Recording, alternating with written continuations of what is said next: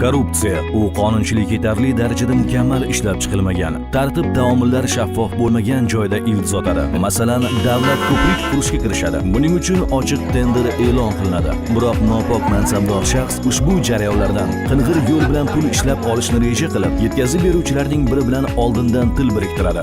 Natijada qo'shtirnoq ishdagi kerakli odamlar tenderda g'olib bo'ladi. Loyiha xarajatlari rejalashtirilgandan ancha kam bo'lganligi sababli ish sifati sezilarli darajada pasayadi. Ko'p o'tmay ko'prik qulaydi.